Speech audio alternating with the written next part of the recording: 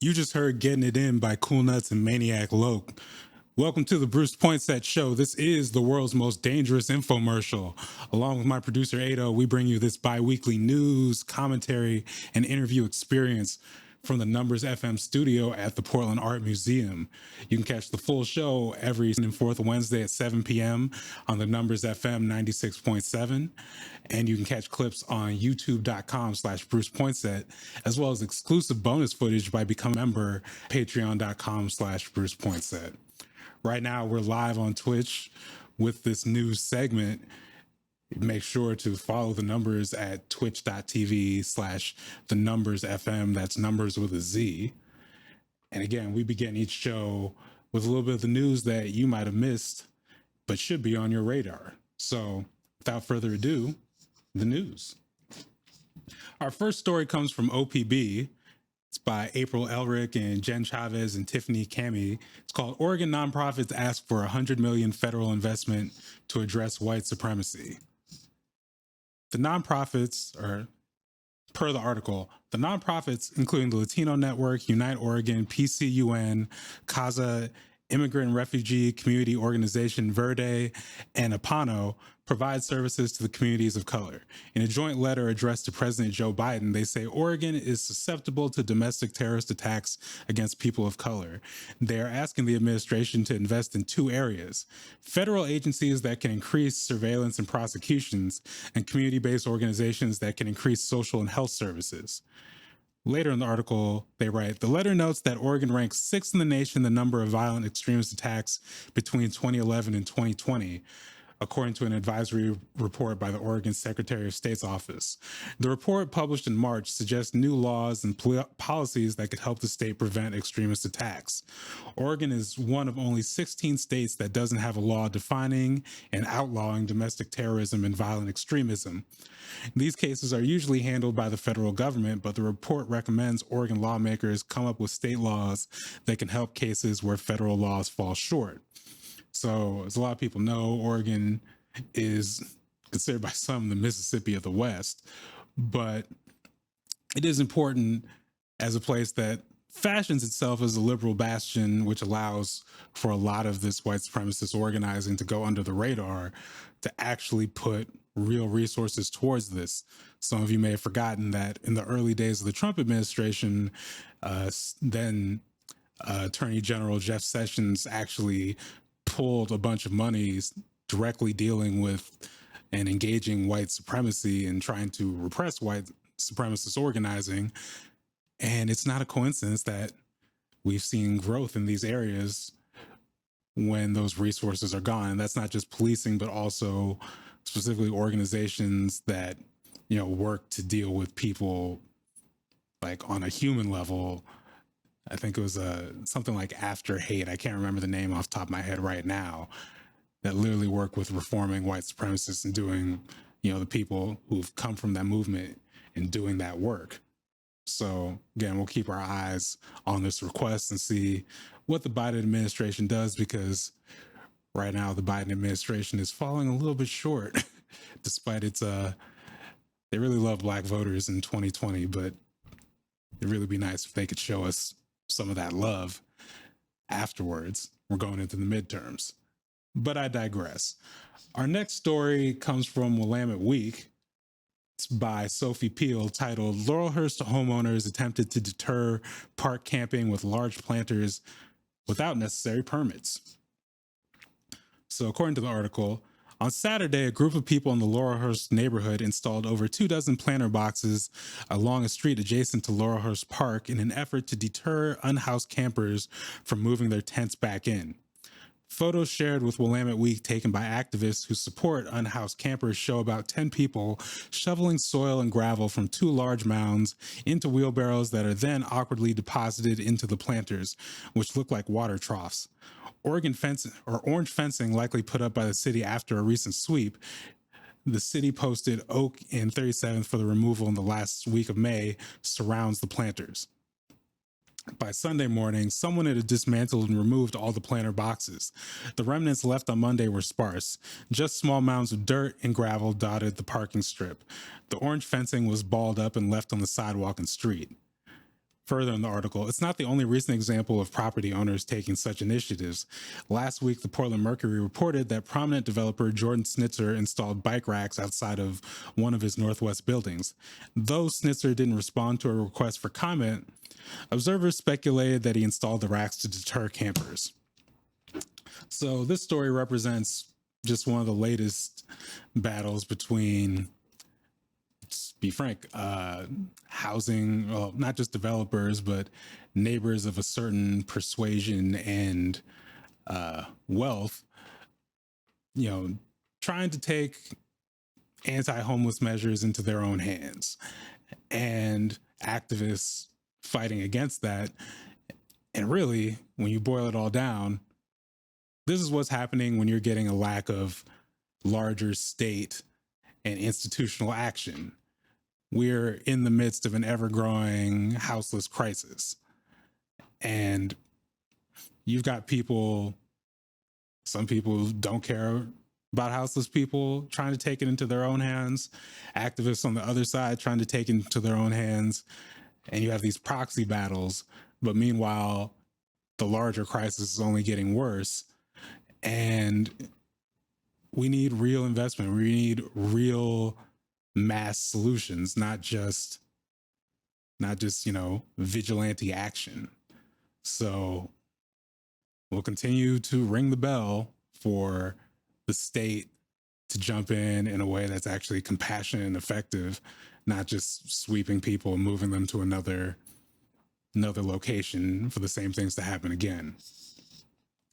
Our next story also comes from OPB. It's by Elizabeth Miller. It's titled "Hundreds of Oregon Nonprofits Barred from Children's Summer Program Funds Due to Insurance Requirement." So according to the article, at a Senate Education Committee meeting on the same day as Gill's update, OAESD officials shared that 320 applications were submitted so far for funding, but, quote, very, very few applicants, unquote, have the required insurance. They include hundreds of organizations planning to serve youth of color, youth experiencing disabilities, children from rural communities, and children navigating poverty, homelessness, or foster care. All students the state has committed to serving, especially after years of disrupted learning. Gill said state officials have been working to find a solution to allow, quote, hundreds of CBOs and tribes to access affordable insurance options, unquote. But the coverage for these types of programs was unavailable or would take too much time to process before the start of the summer. Further in the article, last summer, the Oregon Community Foundation oversaw a distribution of $41 million in grant funds, but did not have the same issue. An FAQ document for this summer's grant application process said applicants were asked if they had insurance, but verification was not required. According to the document, that approach placed organizations, and possibly the Oregon Community Foundation, at, quote, greater risk. Without the opportunity for funding, some small organizations are trying to come up with other ideas or scaling back original plans.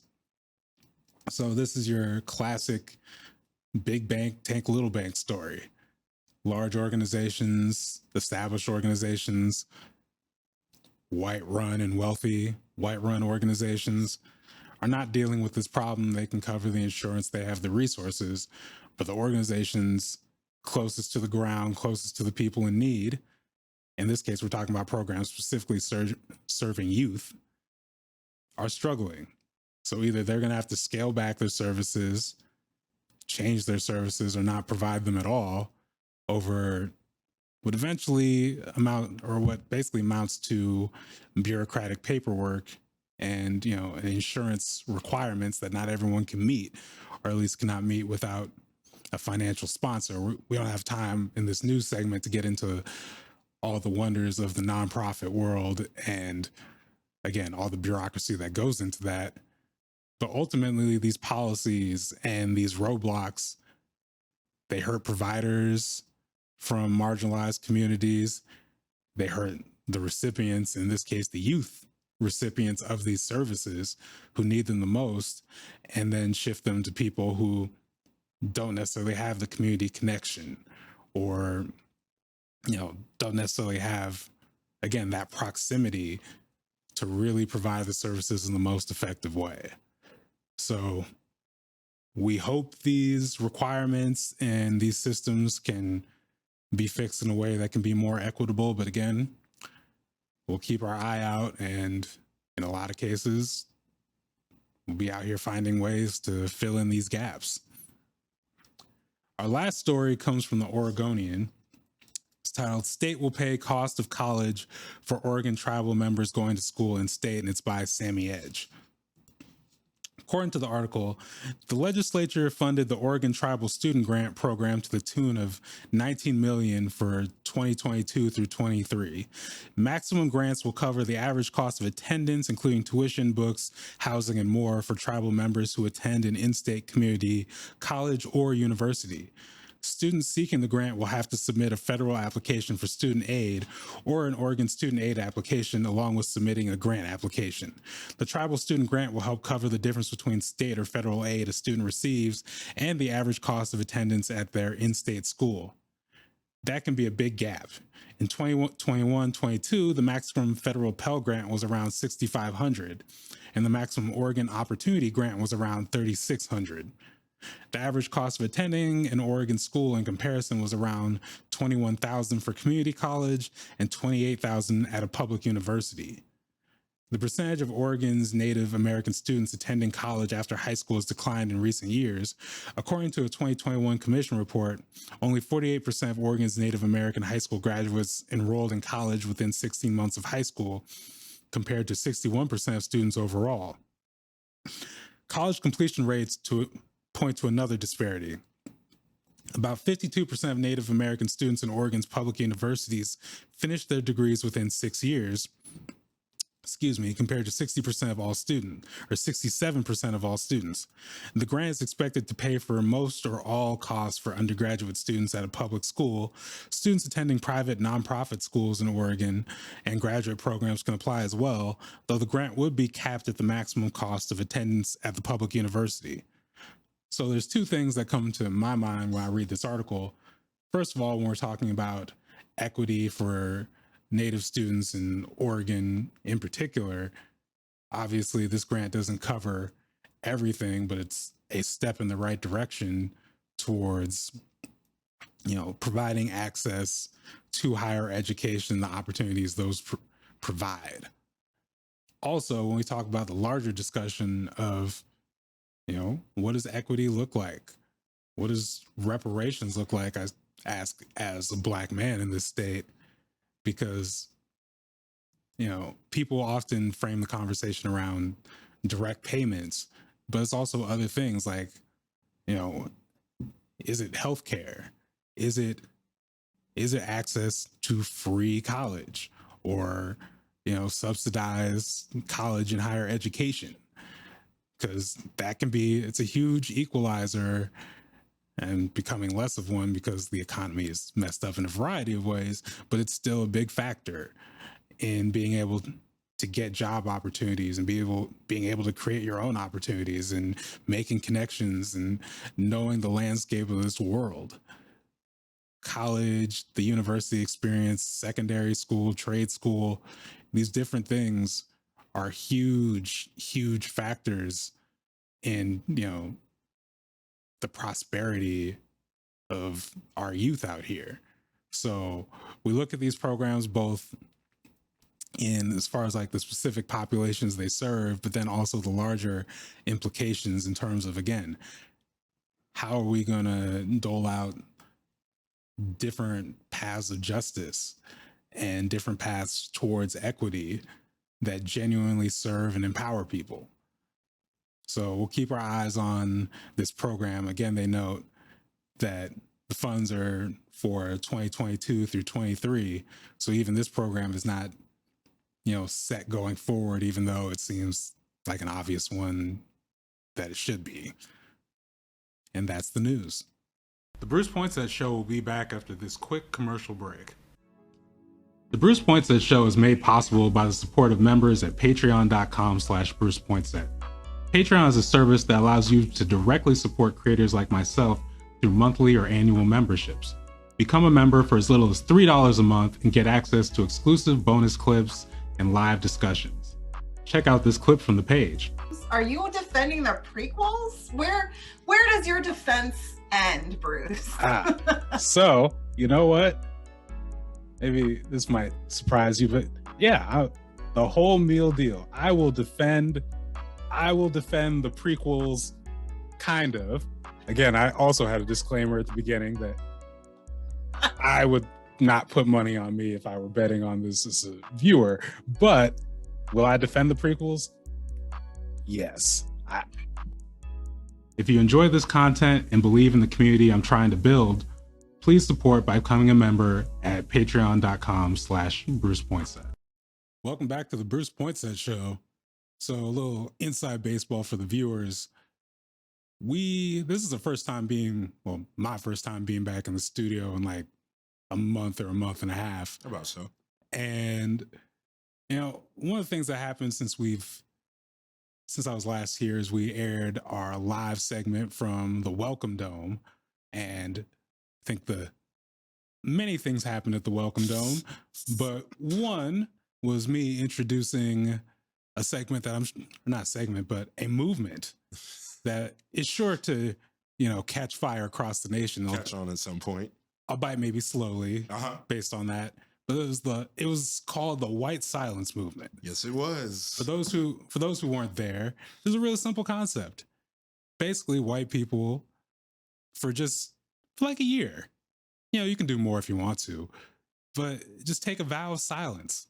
Like literally, just don't talk. Don't talk. Don't say anything. Is all listening and doing some things. I imagine you gotta like feed yourself or something. Mm-hmm. But just for a year, and let's see what happens. Like if all the white people in the world just went silent, because I know people think, but what about all these things that white people are contributing and all these thoughts? And it's like, but who also has those thoughts and also has things to contribute? Those contributions. Everyone else. In fact, you might find out some things you didn't even know about. Very true. So, we just did that for a year. Now, the thing was, when I pitched that, and I should expect this when when you have big ideas, we're going to change the world. Exactly. People they're not going to see the vision in the beginning. Mm-hmm. Like, Ado, I know you had some concerns. I did. Ambush was there too. He had some concerns. Some audience members had some concerns. But you know what? I still remember we had one white person came up, was ready to join the movement. So we started from somewhere. But you know what? Never let it be said that I'm not, that I don't take feedback. That I don't, let it roll around my head a little bit. And I'm willing to retool ideas. I'm willing to, adjust. Readjust. So I've been thinking about it. Okay, people, the white silence movement, people were a little nervous. They're like, I remember you asked, like, what are white people going to do? I'd rather hear what people are saying, because I'm a little worried about how they might organize. I'm a little worried how they might, after a year, what's going to happen? How are they going to come back, right? So I thought about it. I retooled, I repackaged, and I was like, now this is going to be a little, I'm not going to say controversial, because the whole impetus for this segment is the white silence movement. Yeah. But actually, I want to borrow one of the few semi-useful ideas Kanye West has put out in recent years. Mm-hmm. He bought, was it a compound in Wyoming? He did. Quite a bit of land. Yeah. And I thought to myself, I don't know about Kanye, but this whole thing about land and compounds, wait. What if we turn the white silence movement into the AntiRacism Monastery? Yeah. So it's still a vow of silence, but we put a little more organizing around it. We have land. Mm-hmm. We could provide clothes, which ironically, as I envision them, would probably look a lot like, Kanye's weird Jesus wear. Again, I don't know why so many of these ideas are kind of parallel to Kanye West in this moment. Kanye right now. That might be the next retool for this segment. You got to separate it from Kanye a little bit. Yeah, that's the next. We're workshopping in real time here. So you have people they come to the monastery again. They dedicate a year or more. Maybe they just want to stay there for the rest of their lives. Like monasteries currently exist. Yeah, like there's a model for this, and we could have educators, trainers. Like you will go there and you'll be in silence, but you'll have work to do. Yeah, you will do plenty of learning in this compound environment, and with the guidance and the containment, in theory, you can come back out, or maybe you never come back out. Maybe you just stay there. Maybe you stay there forever. And think again, if everyone just commits a year, in fact, not even if everyone commits a year, because we all know why most of the white people are not going to actually commit to this monastery. Yes. But those who do, when we let them loose on those who haven't, I'm just saying. Okay. We can, we can, Okay. We can work on this. Like, so when I'm asking Ado, are you warming up? You brought up a decent point in the concept of, so let's say we have a few, like, let's just take like Portland, for example. Portland shoots they shot as the liberal area, as we know. So let's just say like we're able to get like out of 100 white people, we get 50 Portlanders, those liberals, to pop in. And for a year, they join the monastery, they learn lessons, they take that time to grow as a person. Maybe there's even moments where it's like, like when white people like start crying really hard over a Black experience, when it's uncomfortable and like they're not, like, it's weird when they do that. Maybe we talk to them about that and we're like, hey, what are you doing? Like, we teach them. By the time that they come out, then we'll be able to, not only will they be able to get other white people to be like, hey, that was a good year. Like, I learned a lot. I learned some lessons. So we get some new recruits, but then any other white people who are completely out of order, we now have well-educated white people to deal with them, so then we can sit back and relax. I feel you warming up to the idea. Yeah. Because the thing with the white silence movement is that having it be like the public hashtag, you know how white people get about these public hashtags. Like, something's gonna happen. I don't want to see you get canceled, Bruce. I don't want white people to cancel you. Oh. They'll be like, this racist man. But if you make it a monastery, if it's completely by choice, if it's an experience, it's like that's a year-long experience of silence that you're choosing. Let's be real. Obviously the AntiRacism Monastery is going to have a hard push towards the white population. But there's some other people that could definitely, they could stand to spend some time in the AntiRacism Monastery too. So it's open to everyone. It's open to everybody. I think making it open-ended, like, anyone can pop in, learn some lessons, come out, grow. Yeah. And let's just take it, because obviously the issue is going to come up, well, where are you going to get the funding, Bruce? Where are you going to get the money? There are plenty of people that I think, potential sponsors, who would have a real incentive in this. So where are you going to build compounds?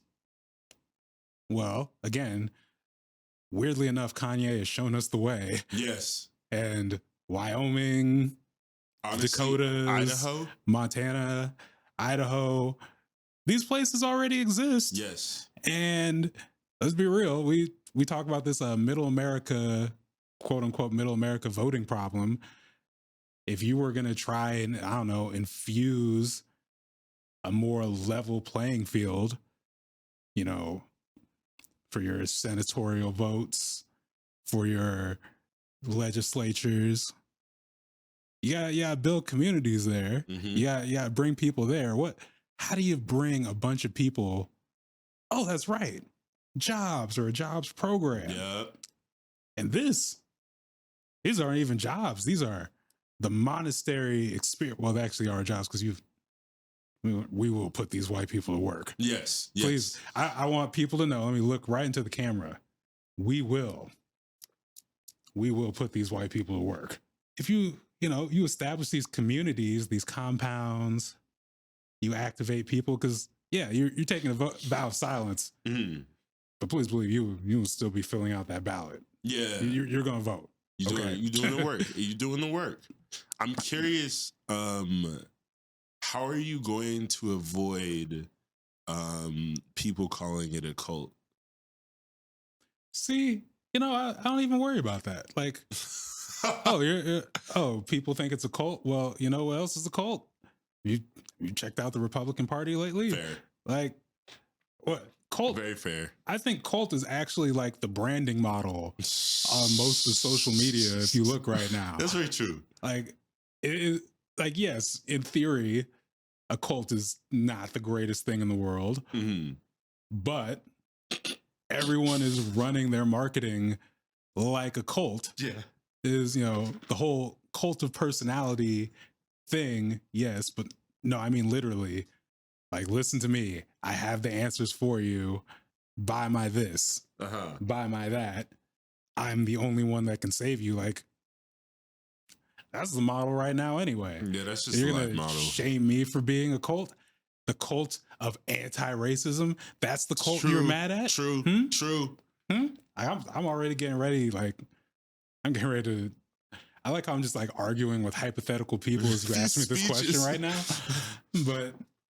no, I think, again, you keep throwing these questions out and telling you. AntiRacism Monastery. If we were live again, I feel like we got one last time. I feel like we could get 5. I agree. I think for all intents and purposes, I'm down with this one. I'm definitely down with this one. Because also, we're putting the white people somewhere else as well. So it's like... otherwise, we just kind of get to do our own thing. We don't get to see these specific white people who end up joining for a year. I think we also get to keep around the most extreme white people, which, I don't know, it'll be interesting to see how that separation happens because like the white people who are just refusing to join, like let's say like this program runs for 10 years and like you have the choice to stay as long as you want, but you only need to stay for a year. The very extreme white people who just don't want to join are going to be the forefront of white society now. And that'll be interesting. So you do present a real problem in that interim of the wildest white people being the only white people. So on segment 3 of the ever-evolving white silence movement / anti-racism monastery, I'm gonna come up with an answer for that one. Yeah, because we got to deal with those extremists. Like, we can't expect the Grand Wizard to just go into the monastery. But I'm just saying, I feel like the legs are coming together. Yes. And you know what's nice about this? Because most people are like, you shouldn't talk about this on like a screen and record it and put it out there for people.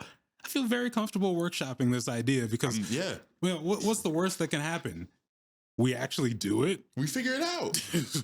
What are we actually going to create this monastery, create a bunch of jobs for people to run the monastery, create a major political shift by plotting these all throughout quote unquote middle America. Yep. Transforming lives. Oh no. No. The worst scenario. Yeah. And then we just, make sure we need to find some wealthy benefactors so we can own the land with the compounds. Because again, if you're an investor or sponsor for this, You want to make sure Black people own land, don't you? Yes. That'd be a basic one. We're not going to do the Black News Channel thing where, you know, the owner of the Jaguar is like, I'm a big investor. I don't feel like it. I'm pulling out. Right. We're not going to do that. Shout out to whatever his name is. No, we're going to invest. We're going to own the land. Yeah. So even if it doesn't Create work, jobs, create communities. we'll figure out other ways to do stuff. Yeah. And yeah, so if you're watching in Idaho, Wyoming, South Dakota, North Dakota, hit us up. I know I got people in Idaho watching this. I have friends in Idaho. Hit us up. Yeah, I was thinking of the other people who are watching this who are like, this is what we're afraid of. Do they have entertainment? Like, can they watch movies? Can they like, you know, that's to be determined. It's to be determined. You're asking these questions about, you know, how humanely are you going to treat the people? And yeah, I think that's a good place to get started. These are important questions. Yes, they are. We'll get there. We'll get there. I feel like we gotta wrap this while we're still in a positive place before you ask too much. Well, okay. I feel the thing is, by you answering the question the way you did, we're workshopping it. This is a live workshop for anyone listening. We're figuring things out. Exactly. There will be compassion. Yes. Again, I look at the camera, which makes it seem so much more sincere, but don't you worry. We care. We do. We care. We care more than you've cared about us, honestly. You know, I think we can wrap the segment there. That no matter what you think about the movement, we care more than you've cared about us. Yep. So trust us and join the AntiRacism Monastery. Welcome. The Bruce Poinsette Show will be back after this quick ad break. BrucePoinsette.com is your one-stop shop for everything Bruce Poinsette. You have my services such as freelance writing and editing, creative nonfiction courses, as well as customized writing classes, event facilitation, and digital content creation. Again, go to BrucePoinsette.com for a quote and make sure to sign up for our newsletter so you don't miss any news or updates. Happy May, everyone. It's Bruce Poinsette. We're back for our feature newsletter interview. Special guest, Evan Segura, who's with me today. Evan is a young Chicano organizer, mental health counselor, and current president of the Portlands Psychedelic Society. He played a key role in passing Measure 109 and 110, which legalized psilocybin services and decriminalized personal amounts of all drugs in Oregon. He's also an amateur mycologist and has taught thousands of people how to develop the right to relationship with mushrooms and cultivate their own medicine. He spends most of his time organizing within psychedelic community, stomping around the forest, looking at mushrooms, and riding his motorcycle along the coast. And right now I'm jealous because he's broadcasting in from beautiful Mexico while Portland is dreary as hell right now. But that said, Evan, how are you doing this morning? I'm doing beautiful. I'm blessed. I'm extremely grateful to be alive and extremely grateful to be on your show. Thank you so much, Bruce. Yeah, and I'm honestly happy to have you. You know, it's interesting with just the discussion around psychedelics and thinking about just how much it's evolved, because it wasn't really that long ago, at least for me anyway, it felt like, you know, something like, it's kind of like something you had to like whisper about. Like it wasn't really, you know, a 100%. discussion in the mainstream. I remember I was literally talking with someone this weekend where, you know, I was just kind of like, almost like dancing. Cause I was talking about, you know, my excitement kind of about this interview actually. I was like, yeah, have you done the way you kind of like dance around? Like, yeah, I'm not sure if you've, you know, done mushrooms before. And the person's like, yeah. A couple times like, oh, yeah, that's right. It's 2022. I always have to remind myself. But yeah, just to start off, can you just talk about, you know, we're going to get into like your work and kind of your just journey with psychedelics, but can you just talk about how the conversation has evolved? And I think just your line of work, like what's the biggest misconception people bring to you when it comes to mushrooms in particular and psychedelics in general? I think the biggest misconception that people bring is that mushrooms are these bad drugs that are in your mind that are making you gonna go crazy. So many people are so brainwashed from the failed miseducation of the war on drugs, that started in the early 70s and went on into the late 80s and 90s and still exists today. I mean, drug education that we teach our children in school, that I'm sure you've heard, Bruce, and I know I've heard in school through the DARE program, is complete bullshit, honestly, like all lies. If anything, they make drugs seem pretty interesting to a lot of kids, just I think the opposite of what they're trying to do. But I think the normalization of psychedelics is a really cool thing. I've had very similar experiences the last couple of weeks, just been at, bars around Portland and just overhearing an incredible amount of conversations about mushrooms. Just everybody's talking about their last mushroom trip or the next upcoming mushroom trip or what microdosing is doing for their lives right now. And it's it's surreal. But I'm born and raised in Chicago, and it was a huge culture shock even 3 years ago for me to come to Portland and understand just how comfortable everybody is talking about drugs like psychedelics and marijuana. People just smoking blunts on the street. It's awesome, don't get me wrong. Like I think it's so cool, but it's wild. A new world. For sure. Absolutely. So we talked in the intro a little bit about measures 109 and 110 and the passage, but I know there's a lot of people who probably just like seen this on the periphery but are wondering, okay, so what do these legalization measures mean? What do they allow and what do they not allow, and where's the next frontier in this the legalization fight? So measure 109 legalizes the use of psilocybin in a regulated medical system. So you can go to registered and licensed service centers and take a dose of mushrooms with a licensed psilocybin facilitator. And that is the only way that you can legally use psilocybin mushrooms as of right now in Oregon. So anyone else, doing mushrooms in any other setting claiming that it's legal is just miseducated. That's all. Measure 110 decriminalized personal amounts of all drugs.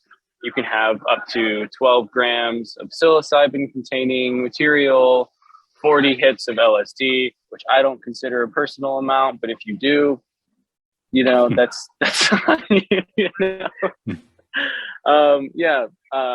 I'm not exactly sure on the exact amounts of all the other drugs, but it's just decriminalized, which means that police cannot make it a priority to bust somebody just because they are suspicious that they have drugs on them. And if they do have drugs on them and they're found while, getting hassled or, arrested for something else, then they can only get $100 fine. It's like a parking ticket, And they can also get out of that fine by taking a mental health assessment test through the OHA, through the Measure 110 system. So you take this test, you talk to somebody, and they gauge whether or not you're addicted to a certain substance and you need help, and you should really check out some recovery services that Measure 110 also provided a ton of funding for. So in the last 2 years, a lot of recovery and treatment centers in Portland and across the state have gotten a huge amount of funding directed their way to just increase those services for people that are struggling. The last question, that you asked is just like, what is next? Bruce, but it's just I think the next frontier is full decriminalization. We kind of have this like decriminalization with an asterisk sign after it, where we're really just trying to help. How I see it, we're trying to help people that are addicted to hard drugs that really need support. But all of the people that just want to go to the coast and, a couple grams of mushrooms with their friends and go on a hike or even hang out in their backyards are technically, committing a felony. And I see full decriminalization as the next kind of move forward for people to be able to feel completely safe using whatever they want to use for however and why ever they want to use it.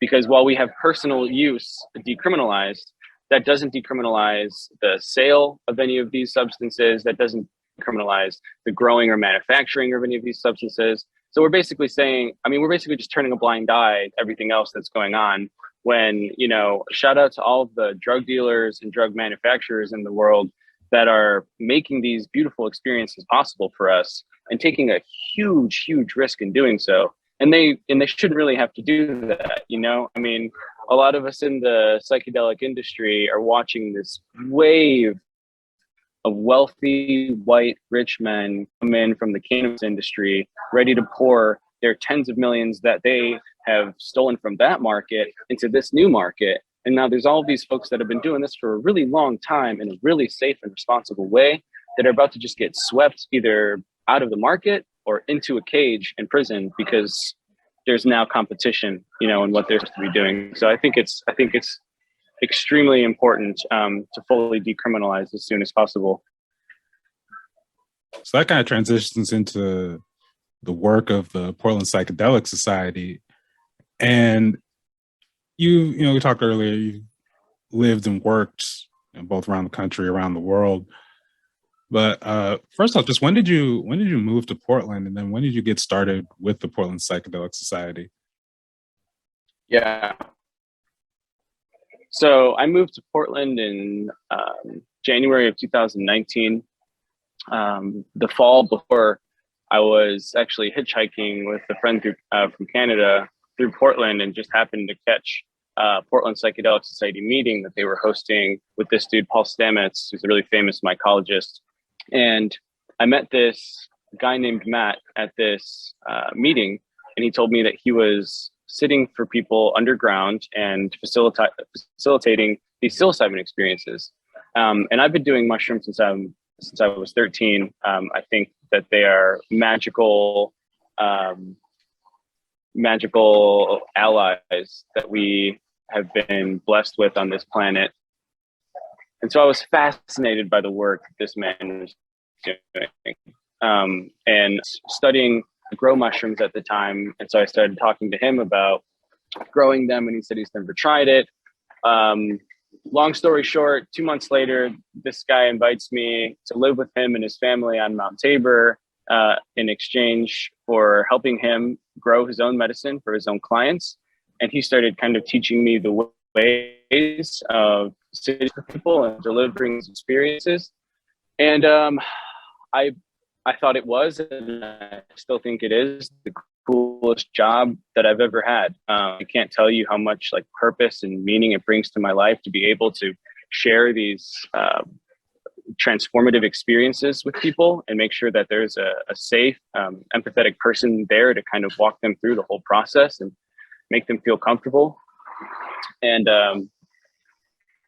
that person started bringing me to the Portland Psychedelic, and I started connected to the community and to the campaigns that were going on to make this medicine more accessible, or as most accessible as we thought was possible in 2019.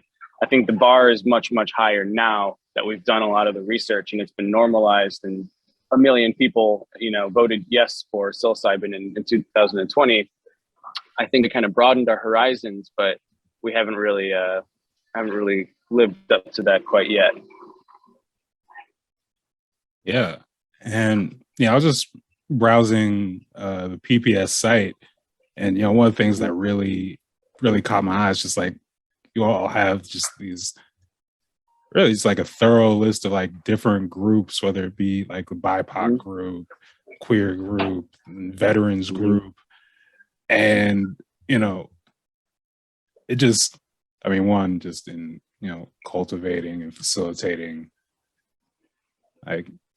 just some stuff with my work, I'm just looking at all these different groups and saying, wow, that's a lot. But at the same, it got me just thinking, like, what is, like, one, is there such thing as like a typical day at Portlands Psychedelic Society? And if so, like, what does that look like? Yeah, a typical day. So we're a very young nonprofit. We've only been registered for a few years, and we're an all-volunteer nonprofit. We've never gotten, corporate sponsorship or funding in that degree. So the organization has shifted and transitioned a lot with any volunteer organization. We're growing a lot in the last few months because of how close we're getting to the Measure 109 rollout, and how important, a lot of people are really realizing our group is going to be to the success of this program. Like you said, we've got so many different groups, 17 monthly groups that are completely free to attend. Anyone can join. We work so hard to provide these brave spaces for people to share these experiences that so many folks have been holding in their entire lives. We see relief, for people when they just get to be in a space where everybody kind of understands what they went through in that experience. And a lot of people that understand the fear of folks that have never tried these substances, and are able to provide that support as well. I think it's really important that we have all these different affinity groups, because folks just more comfortable in their own communities. The queer group, the BIPOC support group, we have a group for neurodivergent folks that are on the spectrum.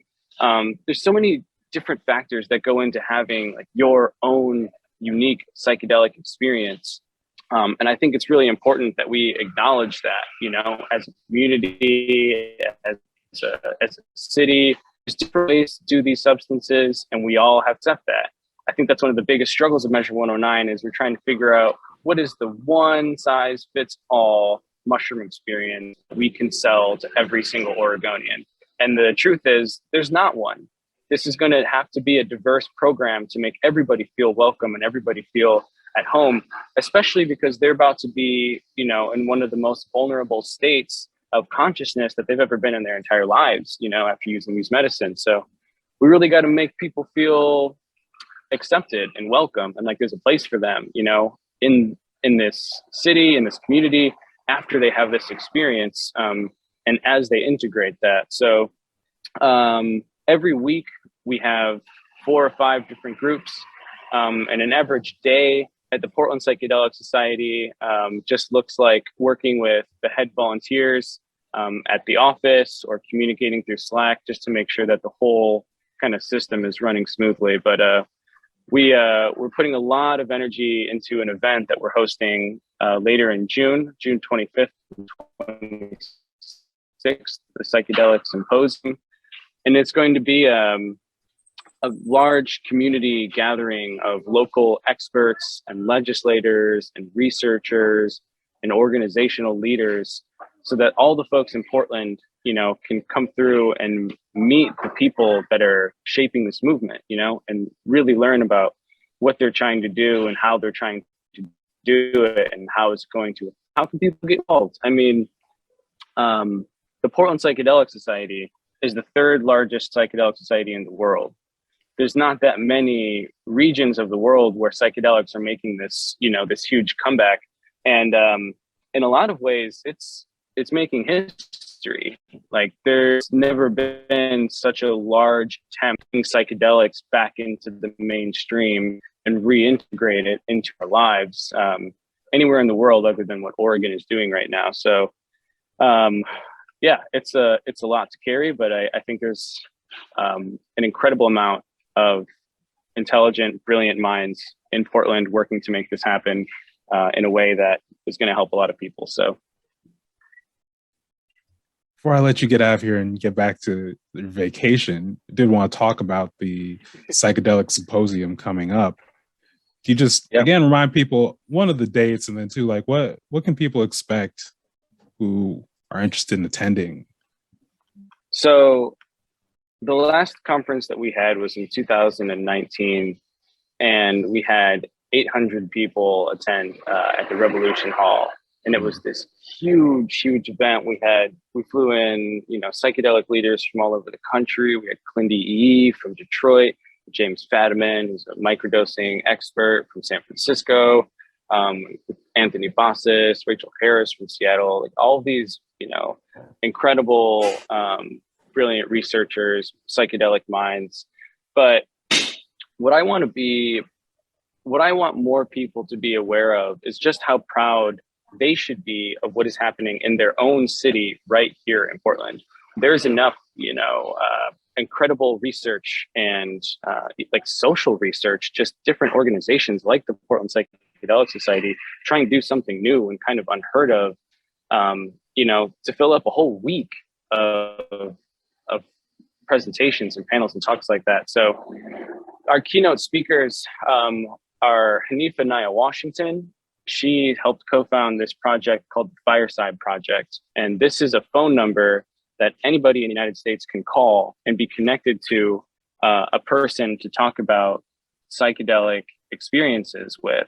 They could be like tripping, on the phone, or they can be coming down from a trip and just need some support. They could be preparing for a trip and they just need some words of affirmation and advice. So Hanifa is going to be talking about what it's been like to kind of roll out that hotline and what they've learned from all these people tripping all over the country and calling in for help. They've helped prevent like over 1,000 calls to police and to emergency services because they were able to just talk someone through it. Someone was kind of freaking out, kind of thought that they were going a little crazy. And instead of calling the cops and having an ambulance come and having this extremely traumatic experience, they just got connected to this nice person on the phone that was able to talk them through what they were going through and go through some breathing exercises, assure them everything was going to be cool. And that's a revolutionary tool that our community is going to have access to for forever. I just want to shout out that phone number is 62-Fireside or 623-473-7433. So save that in your phone. You never know when you're going to need it. You never know when you're going to have to give that number to a friend or something like that. But I really think anyone using drugs, especially psychedelic drugs, should have that there just in case. So Hanifa is going to be talking about that. And then our other keynote speaker, Chris Stauffer, is a researcher that works at the VA and at OHSU, doing some incredible research on the efficacy of psilocybin and its ability to treat depression. And he's also doing some of the first research on group ceremonies in the United States and how can we, use these medicines together in an effective way to help treat mental illnesses for folks. So he's doing some really incredible work.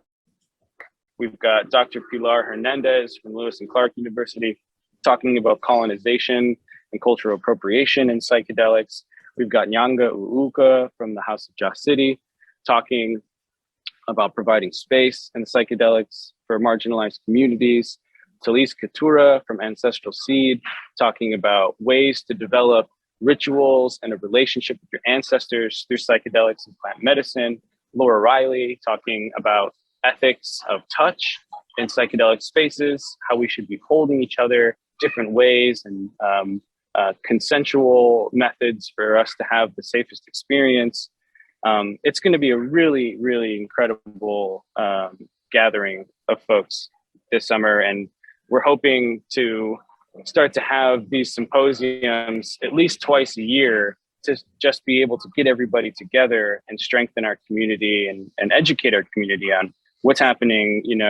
There's a lot happening all over the world right now. It's the global psychedelic movement, but Portland is one of the one of the leaders, if not the leader in the psychedelic movement and the whole planet. And we got to be really proud about that and figure out how can we best work together, Awesome. Well, yeah, Evan Segura, president of the Portland Psychedelic Society.